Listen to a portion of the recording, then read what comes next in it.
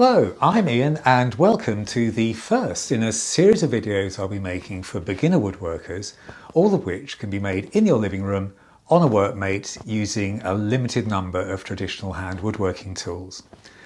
The first project we'll be making together is this plant hanger that can be attached to a window frame, attached to the glass itself or on an adjacent wall to ensure your houseplant will get enough light to thrive.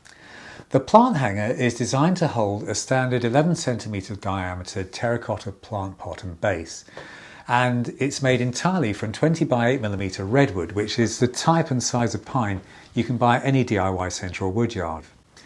It's one of the projects I teach on my weekend woodwork classes, so although you might not have tried woodwork before, believe me, you'll have no problem making it. It's made of two components, the frame and the hanger, which is attached to the window frame or wall using command strips. So there'll be no need to drill any holes or leave any marks should you decide to move it. The beauty of the project is that it'll give you a good introduction to woodworking, including how to cut several joints which might be new to you, and give you a product you can be proud of and make use of straight away. If we take a closer look at the hanger, you can see that the frame holding the plant pot and base has mitre joints in the corners, and those mitre joints have been strengthened using keys made from another material that increases the gluing area and therefore the strength of the joint. Looking underneath, we can see that the plant pot support has a cross piece that is held in place on the frame with a cross halving joint. And if we look at the hanger, you can see that the horizontal piece is keyed into the vertical member using a housing joint, and that supporting brace has been doweled to ensure that the joint is really strong.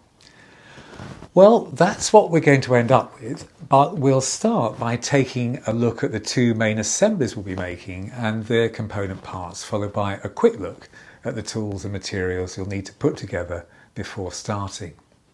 Right, let's get going. Here are the two assemblies, and here they are broken into their component parts. But this is the bit you really need, the dimensions of each element of the design. To help you, I'll list all these dimensions in the description below. Now for the tools and materials you'll need. You'll need a mitre box. I've chosen a Draper product that I've attached to a piece of 2x2. You'll need a picture framing clamp, a tenon saw, a 1/4 inch chisel, a marking gauge, a tri-square, a steel rule, a sharp knife, wood adhesive, a 2mm and 3mm twist drill, and I've chosen a hand drill to put those in, and you'll also need some medium grade glass paper. In addition, you'll need 2 meters of 8 by 20mm pine. If you can't get those exact dimensions, don't worry, simply adapt my measurements to accommodate the material you can get hold of, but don't forget the inside of the frame has to be slightly over 11 centimeters. You'll also need an 11 cm machine-made terracotta pot and base. It's up to you how you decide to attach your plant hanger, but I decided to use command strips, and one of these is more than sufficient to take the weight of both the plant pot, the base and the frame. That might seem a bit daunting, but I suggest you try and source the tools second-hand, and I'll list everything in the description below along with some tips to remind you of the key things to watch out for during your making.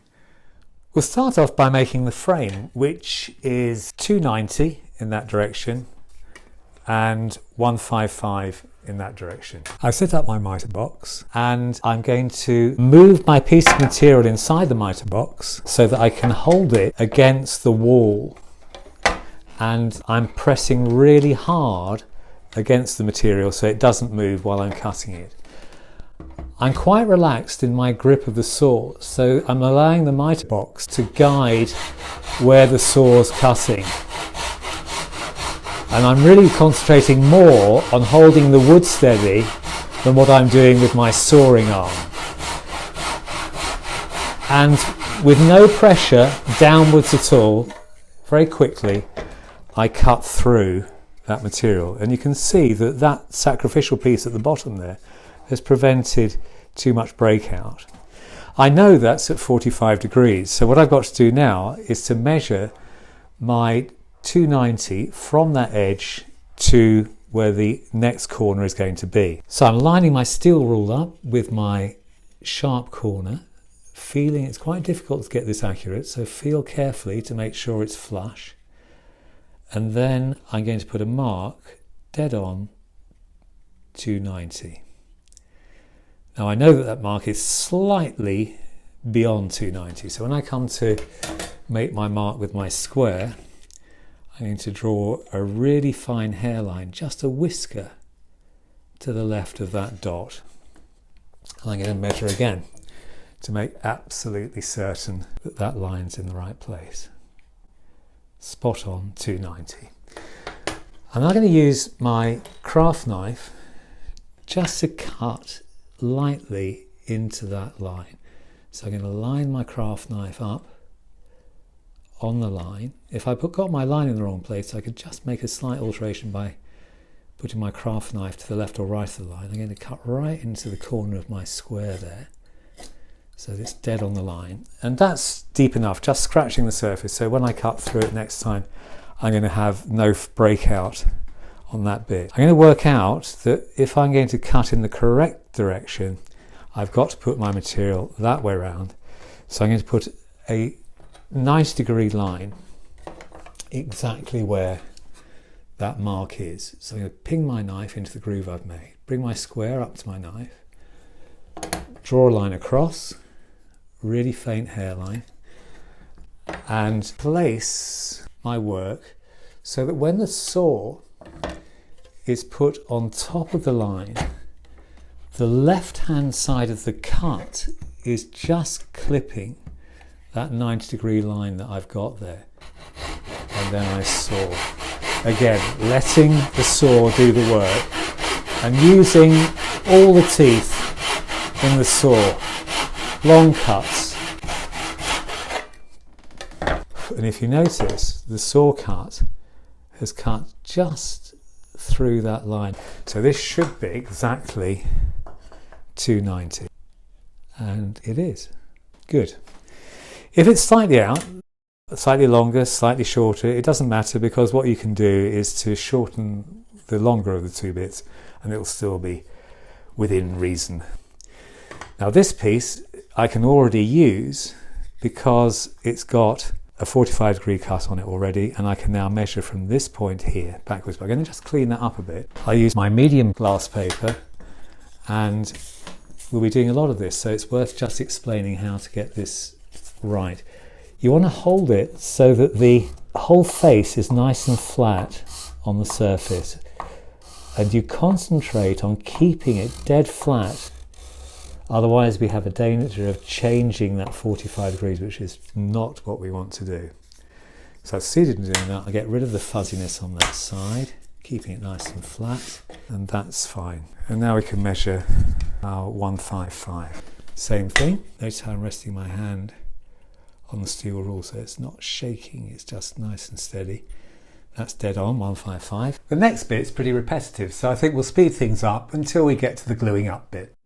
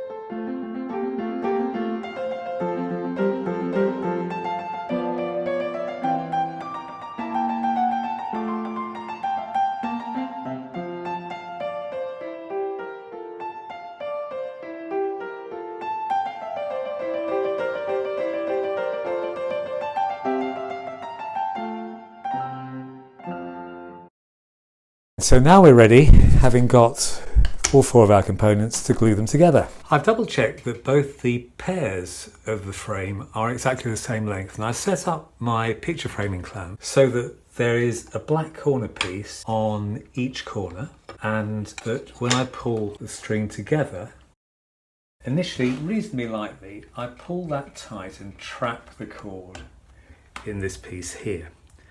I can then play around and just check that everything is fitting together nicely. And I've pre-prepared a piece of cardboard that will lift this frame up so that the frame is sitting in the middle of the plastic. And that way, when I tighten up really tightly, the whole thing isn't going to ping apart. These are just 2 bits of cat food box that my cats have kindly donated. So I'll slip that underneath and I can push those corner bits down so that they're sitting on the workmate. And then you pull the cord really tight as you can get it, and then you trap it in that V slot there. And that will show me any imperfections that I've got in my mitres. Having established that that's okay, I can now release the clamp, leave it so that it's easy to reassemble, and I can now glue each of those joints. And the secret of the gluing is that you don't put too much on, you don't put too little on, and the correct amount is a translucent covering, i.e. you can see through the glue to the wood grain underneath, something like that. And I do that on all 4 pieces.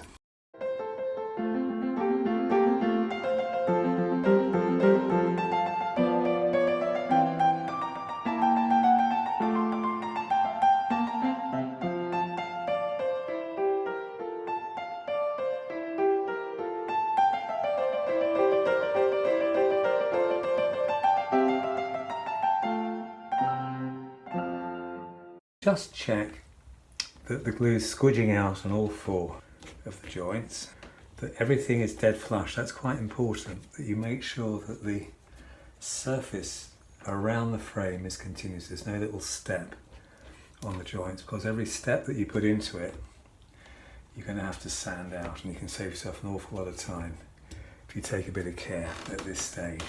I'm checking that the inside corners are sitting as they should and moving them in case they're not. So those inside corners look really good. I'm just going to check it for square, which it should be. Perfect. And now I can really put a bit of pressure on here. And it should be sufficient pressure to twang. That's better.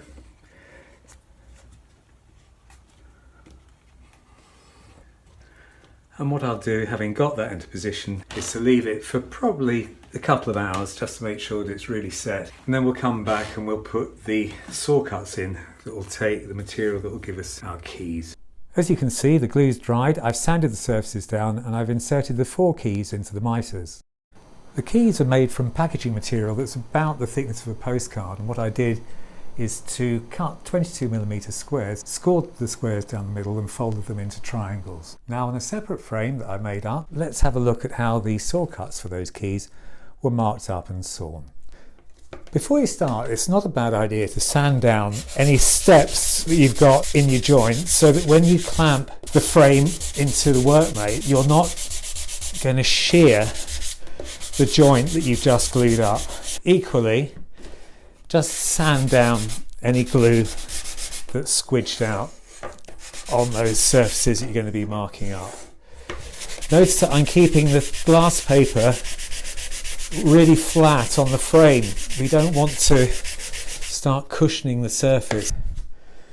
The next thing we've got to do is to set up the lines that are going to guide how deep we're going to saw into that corner. So with really faint pencil lines, I'm just going to continue this edge across that surface, and similarly continue this edge across this surface.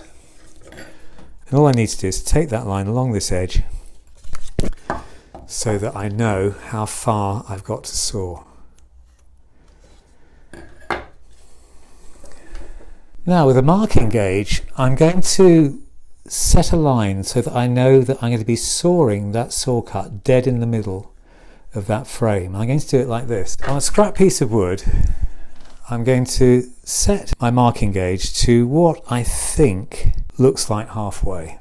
And then I'm going to draw myself a line using this side as my reference edge. Using that side as my reference edge, and we'll go over it with a pencil to see where that is. There. I'm going to turn the wood around and I'm going to draw a line next to that. There. And funnily enough, the distance between those two lines is pretty much the thickness of my saw cut. So I know that if I put a face side mark on this side of the frame and I keep my marking gauge on that face side, I'm going to draw a line that is going to be one side of my saw cut. I don't have to do that too deeply, but start the scriber mark at the line, and then if I go over that with a pencil, I can see where that is. And similarly, I'm going to take that line down here. Notice how I'm holding the marking gauge, 3 fingers, 1 finger, thumb, and I've got the spur, which is the spike in the marking gauge, trailing behind the tool so that I'm smoothing it along. I can practice so that I know that the fence and the stem are located properly on my frame, and then when I'm comfortable I can rotate that so that I can just drag a scratch up to where that line is. Then I can go over that with my sharp pencil. So that tells me that I'm going to saw on the waste side, which is this side of that line, and it'll be dead in the middle of the frame, and I know where I'm going to stop the cut as well. I'm now going to set my frame up in the workmate so that the mitre is sitting pretty much at 90 degrees to the surface of the workmate. I now know that when I use my saw, providing I keep the teeth of the saw parallel to the surface of the workmate, I'll be getting the cut exactly where I want it. I'm going to use my thumb as a guide, remembering that I'm sawing to the left, in this case, of that line. So I keep my thumb there, hold my saw properly, 3 fingers, 1 finger, thumb, and draw the saw towards me and check that my cut's going into the right place, which it is. And I take a look every couple of millimeters just to see that my saw cut is following those lines exactly. And I stop when I reach those 20 millimeter lines. And my last cut, I make sure the saw isn't rocking as I'm sawing. I want a nice straight cut on that last pass. Now that's nice and straight as it should be, and it should now be possible to put this 22 millimeter square folded in half into that curve, and it should sit very nicely, which it does. I'm going to use a piece of this material that I made the square from just to get some glue inside that saw cut. We'll just feed that in.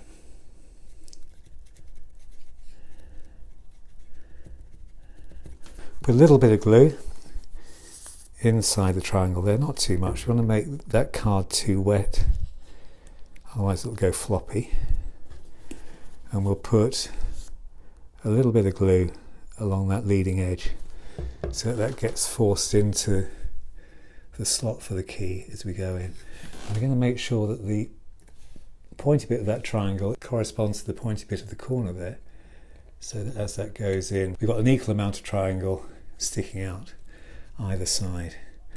And that's done, and the surface area that we've created by putting that key in there is going to make that joint incredibly strong. Once that glue is dried, we can then trim off that protruding part, and then we can sand down the surface. And I've got one that I prepared earlier that we can see that happening with. So here's the key sticking out, and we're going to use a process called paring, where we take our chisel and putting our thumb on top and resting our finger against the frame and leveling that out so it's sitting absolutely flat on the work, we can then just slice through that key to get rid of that excess. And if we're holding the chisel properly, we won't be digging it into the woodwork. So that's a process called pairing, and once we've paired that off, we can use some glass paper to get rid of the pencil mark, any glue, and any further protrusion. There we go.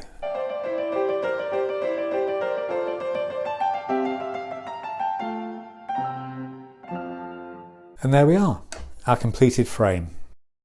Now we can make a start on the supporting bracket. And for that, we're going to need a vertical component that's 250mm long, a horizontal component that's 120, and a bracing component that's 135 across the point. That you know how to make. So let's have a little look at these two bits. They're going to be even easier. We're going to start off by measuring from the best end of our piece of wood. This is a bit scrappy, so we'll use this bit. And we're going to measure 250 exactly.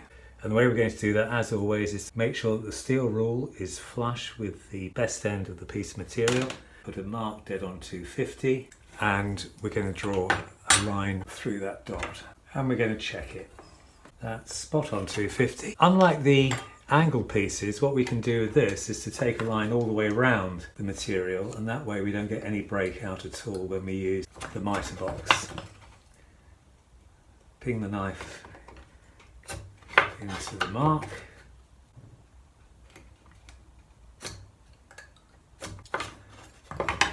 And if we've done our job properly, that's going to come back exactly where we started. Which it does. We can now pop that into our mitre box. This is a bit of a cheat really, but we may as well use the facility if we've got it. Check we're sawing on the waist side of the line. Let the saw do the work, no pressure. And we've got a nice clean edge because of the cutting that we've done. We'll sand this edge because it's a little bit rough. Check that square. And we can measure our 120 from that end that we've cleaned up.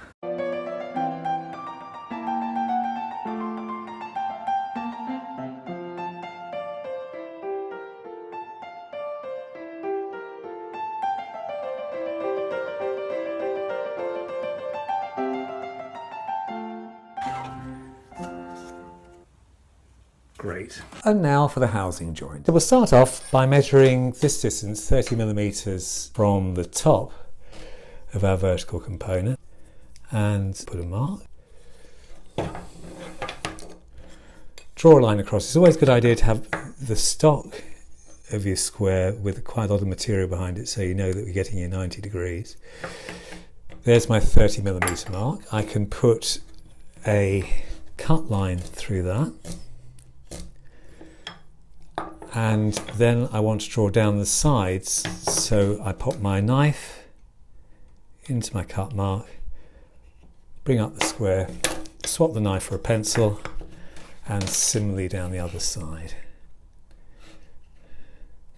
Now I want my housing joint to be the same width as the piece of material that I'm going to put in there, so the easiest way to do that is to put my knife into my cut mark, put my piece of wood on top of my vertical member, bring my square up to my knife, making sure that it's in the right place, take my piece of wood away, and then draw my other line.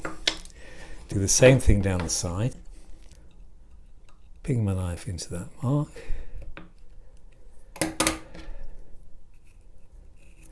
and the same the other side.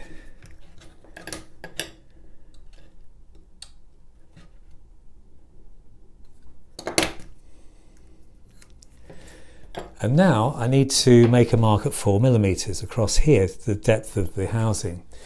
And I've set my marking gauge to exactly 4mm on my steel rule. And the easiest way to do that is to pop the spur into the engraved mark and then bring the stock back up towards the end of the steel rule. So that's 4mm. And I'm going to use the back face of that as a reference edge, and I'm going to draw a line between those two pencil lines. Being careful not to go beyond them, you don't want a mark on your wood as a result of that. And similarly, making sure I'm using the same surface as a reference, I come back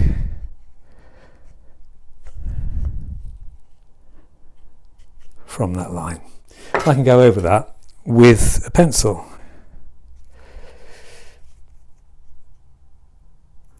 Like that. One last thing I've got to do is to take this cut line down as far as that marking gauge line so that I don't get any breakout when I saw. So halfway down to there, ping it in, halfway down to there. And similarly,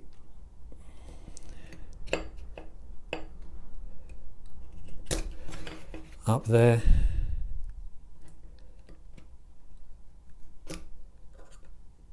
and up there. To saw this, I'm going to use these stops as a guide. So I'm going to put a piece of scrap wood underneath a piece of material. I'm going to rest it against the two stops so it doesn't move. I've got something to hold it against. And then being careful that I saw on the correct side of the line, i.e. on the waste side, this is the waste material, so on this line I'm going to saw on this side of the line, on this line I'm going to saw on that side of the line. I'll make sure that that thickness is exactly right for the component that's going into it.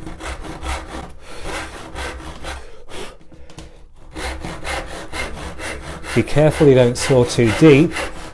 You don't want to go below that marking gauge line.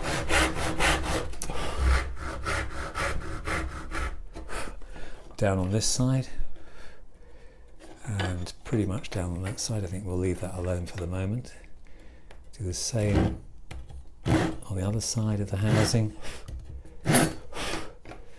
Making sure my saw cut's in the right place.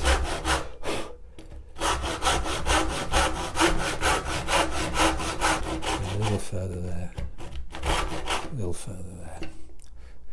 Now we're down. Now comes the exciting bit where we're going to chisel this bit out and see if this bit fits. Let's see how we get on. Before I do that, I just want to show you the end grain here. Can you see that the annular ring's going down like that? Now if I take my chisel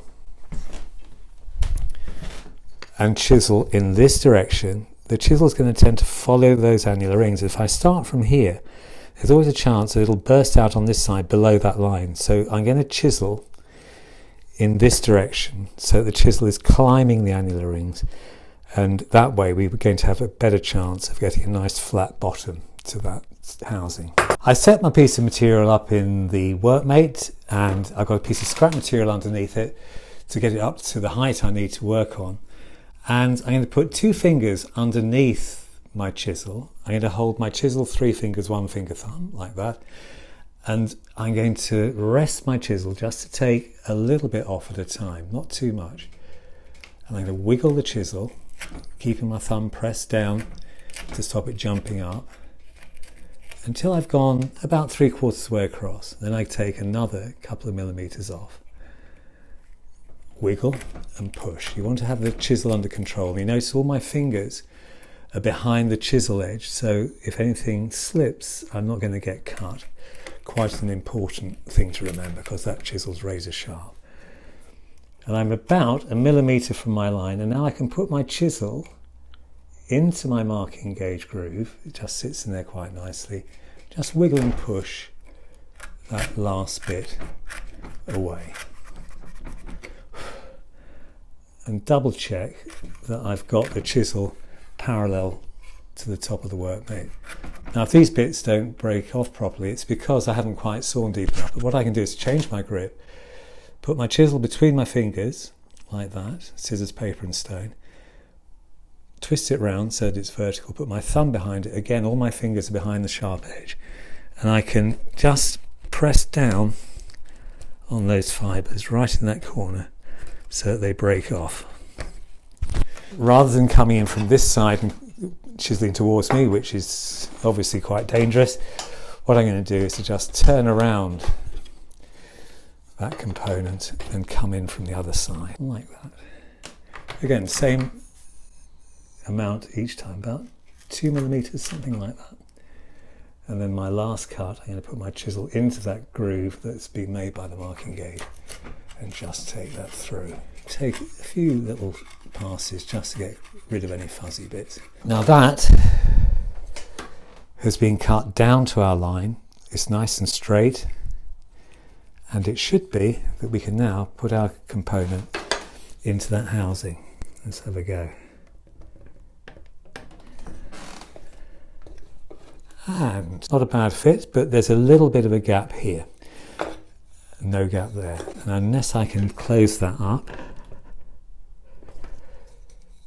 without raising a gap the other side, that tells me that there's a little bit of a ridge in the middle there. So what I'm going to do is to put it back into the workmate. Don't be tempted to hold it in your hand. It really isn't worth the risk. And that's going to take a little bit of material out of the middle section there.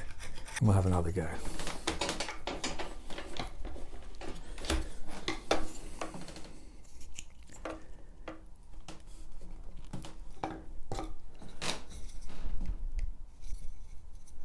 That's it nicely.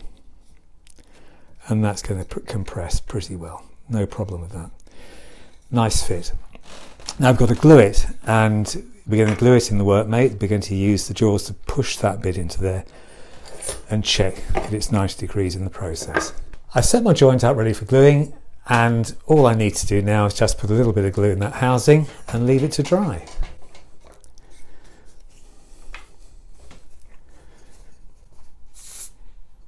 Same sort of amount as we had before. Use my coffee stirrer to spread it around the joint. Make sure you've got all three surfaces of the joint covered. And you want to put a little bit on the end of that end grain because it tends to soak up glue pretty quickly. So we'll just seal that off as well.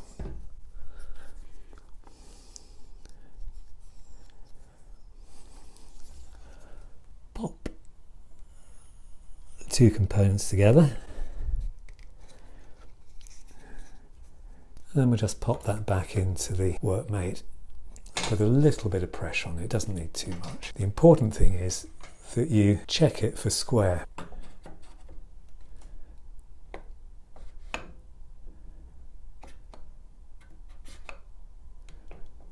Be really quite careful about that.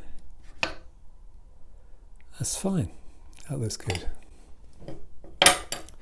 Wipe off any excess and check we've got a nice smooth surface running across that joint.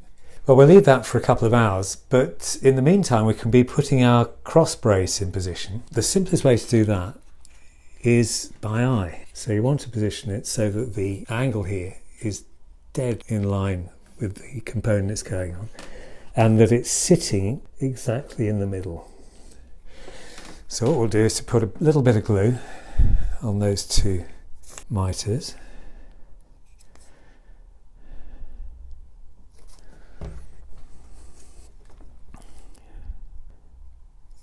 If anything, err on having too much glue for this particular stage, because we want this to stick pretty well. That's plenty, but don't underdo it. And then we'll pop that in place close as we can get it to exact. Take a good look. You want it to be dead in the middle there. Take your time, and then just hold it in position for about 3 minutes. And there we are. That can be left now for a couple of hours just to really let the glue set, and then we'll come back and we'll strengthen it by putting the dowels in. We'll then put some holes in for the cord that suspends the frame. The glue's dry now, and we're going to drill a hole here and here to put the cord through for the frame, a hole here to put the barbecue skewer in to support this cross member, and a similar hole here. I've used my marking gauge to find the middle of those lines, and then I've used my scriber just to go over that mark with the marking gauge a little deeper so that I've got something for the drill to settle into. I put a piece of scrap wood underneath where I'm going to drill so that I don't get any breakout on the other side, and I'm going to use my 1mm drill to drill through all three of those holes, making sure that I get my drill dead vertical onto the work, and take a little time just to make sure that's what you're doing. So let's go through that one. through this one, and finally into the cross member.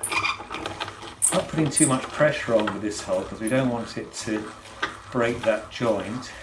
And we do want it to go into that bracing component. I'm going to swap my drill bit, which was 1mm, for my 2mm drill bit.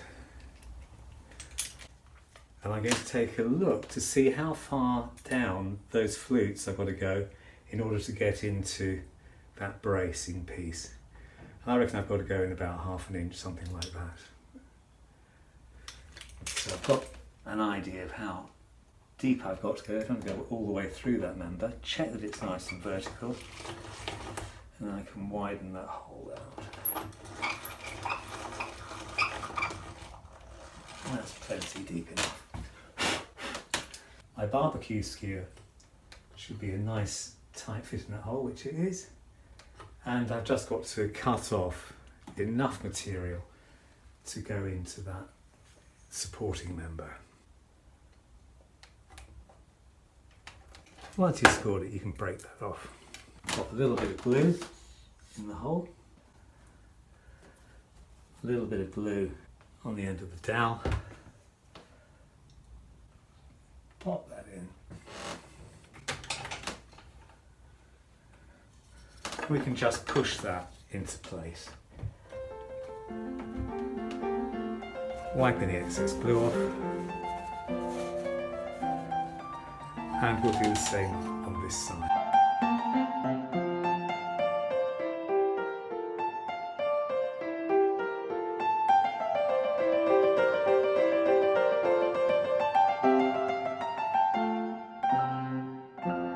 And then finally we can do what we did last time and just pare off the remains of that little piece of barbecue skewer.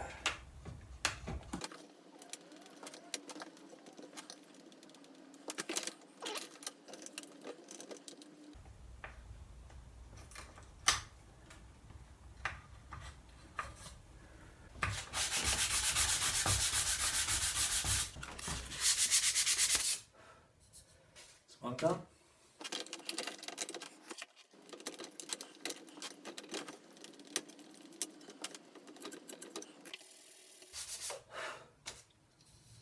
And now, with that dowel in place, this supporting member is going to be extremely strong.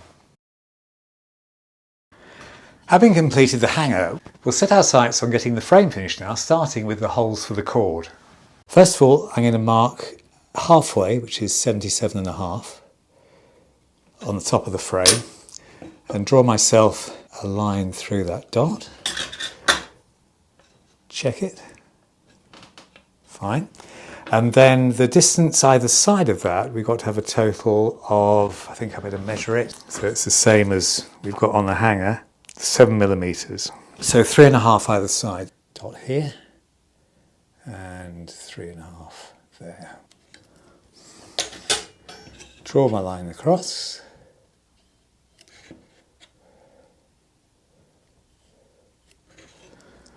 I'll set my marking gauge to 4mm, and I'll put a little dot on there and a little dot on there, and I'll just make those slightly more noticeable with my scriber. So that's where my two holes have got to be. I put my 2mm drill bit into my hand drill, and I've got to be really, really careful to get this drill bit going dead vertically. I don't want it to be either tipping forwards and backwards or left or right. Otherwise the holes, when they come out at the bottom, are going to be noticeably wrong. Let's just have a look at that. That's pretty good that way. Looks pretty good that way. Keep on going until I get through. And the same with the other one. I expect you want to see where those holes came out at the bottom, do you? This could be embarrassing. Let's have a look. Well, a little bit embarrassing, I have to say. If I was doing this again, I think what I might do is to continue those lines all the way through along the back here, and then I'd go for the centre here again and again, and before I assembled the frame I'd drill in from this side and then I'd drill in for that side, and that way they'd meet in the middle and it wouldn't be obviously a little bit off bonk.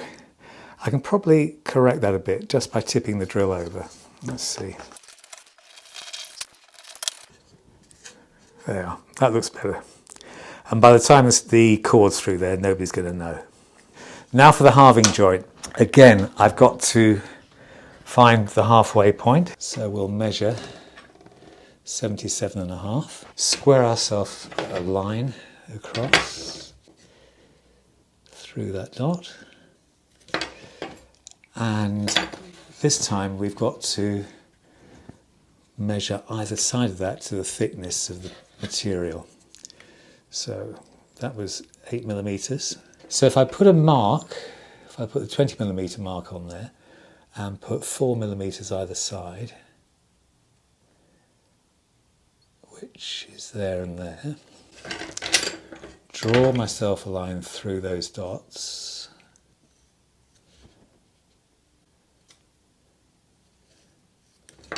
and measure.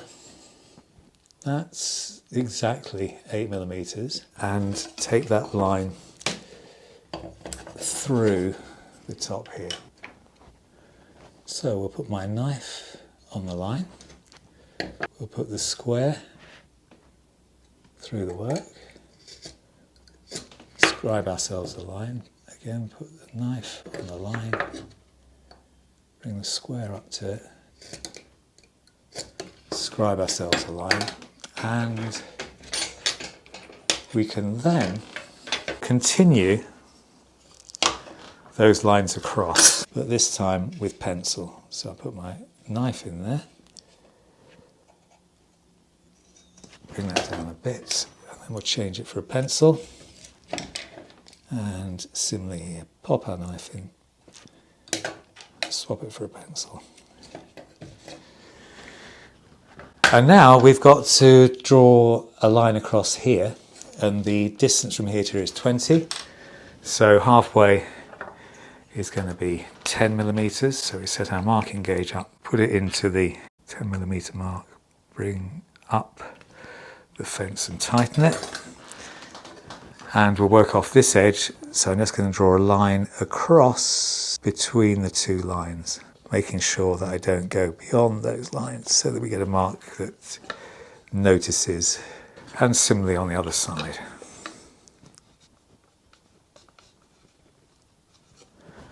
And we can go over it with a pencil. We'll make a note that this is the bit that we're going to remove, that bit there. And we'll repeat the same process on this piece.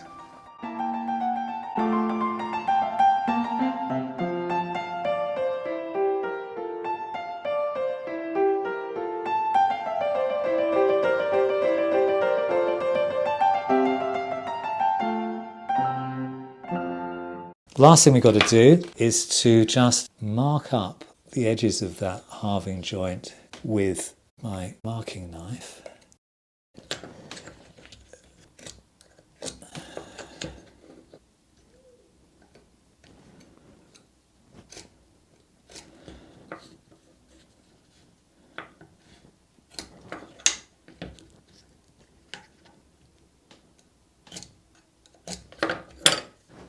Good. And now all we have to do is to go over this marking up with our marking knife.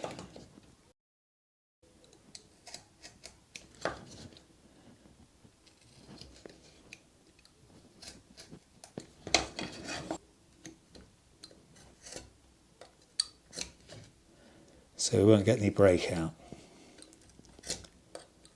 Good. Now to saw this, I think I'm going to hang it over the edge so I don't end up sawing into my workmate. So we're going to use my finger to position that saw exactly where it should be, on the waist side of the line. And we're just going to cut down, following that line exactly.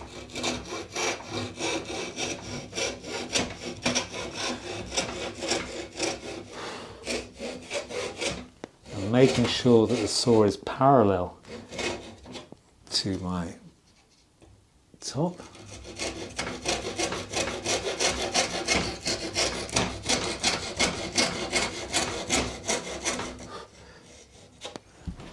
Down at least as far as the line. We'll take that out. And we'll do the same on this piece.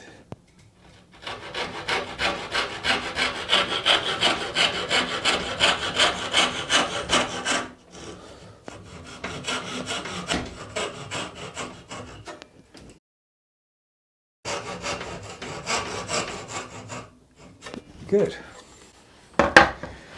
And now we've just got to chisel out the bit that we don't want, and we're there. Use a piece of scrap wood to chisel onto, I think. Got enough. Put a grip on that for it to be okay.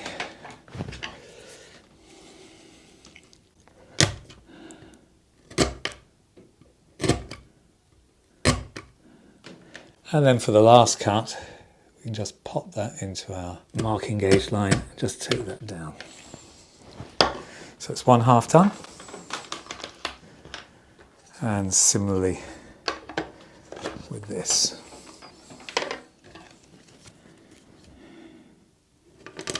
Take most of it out and then just take that last little bit. And does it fit? Let's have a look.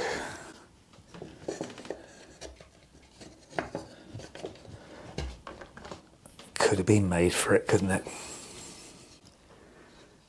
Good. That's not bad.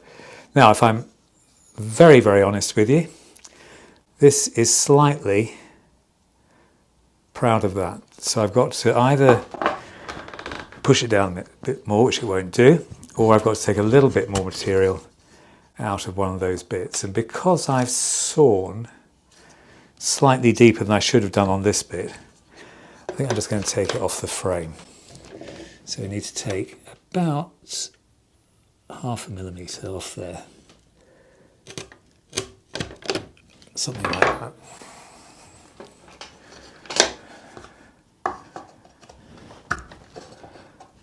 Ah, now that's perfect. That's nice and flush along there. Good. Well, that is the frame pretty much complete. Our hanger is already complete. It's just a question now of putting the cord through. I'm going to be using, it's about 1 millimetre woven cord to go through here, nylon cord. And we'll then be able to put the command strips on and see what it looks like on the wall. Well, if you've enjoyed the video so far, and we've only got a little bit more to do, perhaps you fancy hitting the subscribe button. That will help me. And if you enjoyed it so other people think it's okay, you could give it a thumbs up too, and I'd appreciate that. Thank you very much. I've cut my nylon cord to length, and I'm just going to put a drop of glue on these frayed edges so that I can twist them into a point that isn't going to fray any further, and it's going to go through the holes easily. I'm not going to be too shy about how much glue I put on there either, because I'd rather it gave a nice solid end to that. And I'll do the same the other end. This end looks a bit better actually. Let's put a drop on there. And I'll give that a couple of minutes to dry before I go any further. Equally, you could use a lighter or something on there just to burn the edges and melt them together. Now the glue's dry, all we've got to do is to thread our cord through the holes.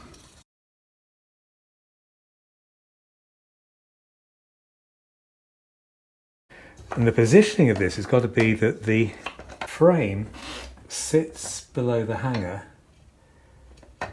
so that it doesn't touch on this corner. So that's pretty much where we need it to be. So we'll tie a reef knot. Good.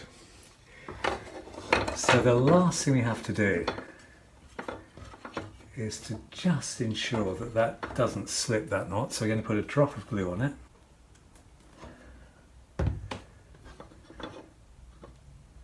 Make sure it goes on both sides of the knot. We'll just trim off those two end bits with our knife.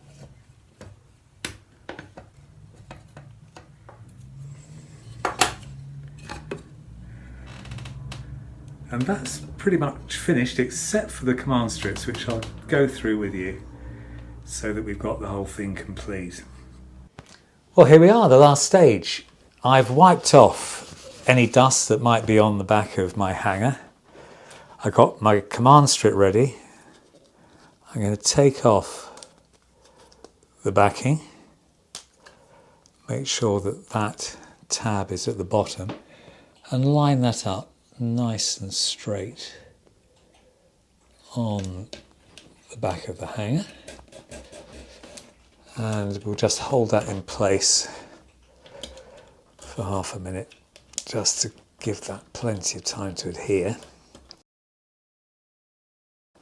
That should be fine, and we'll put the other command strip on the window. I put a couple of bits of masking tape on the window, the same distance apart as the length of the command strip, and I've measured from the outside of the window frame to the centre, so I know that that's the centre line, so it's going to be dead in the middle. I'm going to just wipe that bit of window that the command strip's going to go on, and we'll place that dead vertically between those lines. That looks pretty good. And again, we'll hold it in place for 30 seconds just to give it a chance to really begin the adhesion. And then we're going to leave it after that for an hour. That's what's recommended, so that the glue can really get to work on that surface. That should do. So we'll come back in an hour and we'll put our wonderful piece of woodwork on our window. Well, I've waited patiently for an hour, and here's a moment of truth.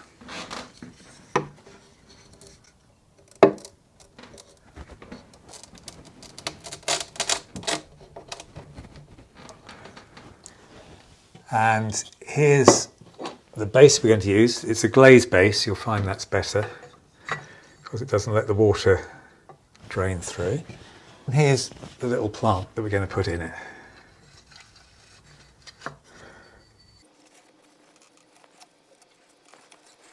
Just centre that so it hangs nice and straight. And there we go. It wasn't just a dream, it actually works. I'm very pleased. In the next video, we'll be making another plant-related product, and I'll briefly explain what that is in a minute. Well, I really hope you enjoyed this video and that you feel confident about making your own plant hanger. If you did enjoy it, don't forget to give the video a thumbs up and hit the subscribe button if you want to get notification of the next video I'll be uploading to YouTube. The next project I'll be making will be a planter box like this one that is designed to be used outside on a windowsill. So that's it. I'll leave you with an image of the completed plant hanger with snow falling behind it. It's almost romantic, isn't it? Happy woodworking, and I hope I'll catch up with you when we do the planter box.